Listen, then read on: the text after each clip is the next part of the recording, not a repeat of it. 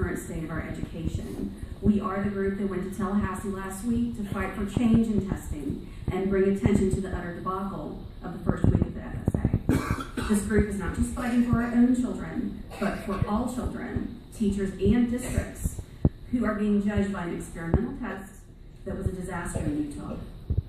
I come to bring your attention to an action by one of our middle schools that is a slap in the face to those parents and students who are fighting for this district. I was notified by one of my members on Monday, March 2nd, that Eustis Middle School had put some misleading and frankly threatening information on its website.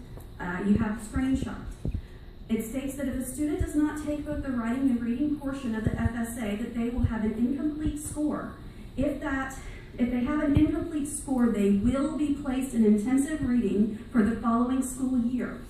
That is unequivocally false. As per Florida statute, if a student scores a 1 or a 2, they will be put in remediation.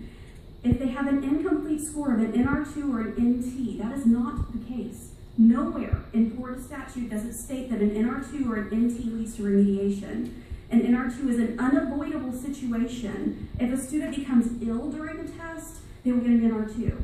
If a straight A student has an anxiety attack during the test, they will get an NR2.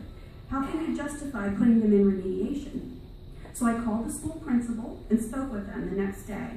He stated that he was following last year's direction. He told me that students who transferred from out of state who did not have an FCAT score were to be put in remediation until they took the FCAT. I find that questionable because I'm familiar with the statute from last year as well. He then told me that he would change the wording to they may be put in remediation. So I checked the site Thursday and they did change it, but today it's not even on the site.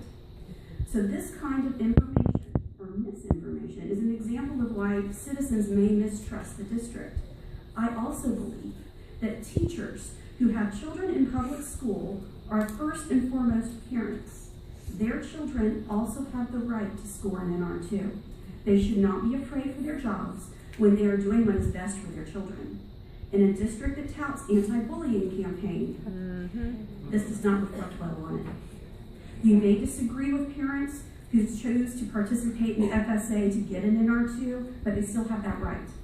Frankly, when districts are asking not to be judged on these tests for 3 years, and last week's train wreck, parents are just asking for the same thing that the districts are. So I encourage Lake County to really look at the reasoning behind what these parents are doing because it involves your arguments. Do not divide us. The Florida DOE is not your friend, we are. I suggest that Lake County follow in Seminole County's footsteps and respect the students' rights to get an NR2.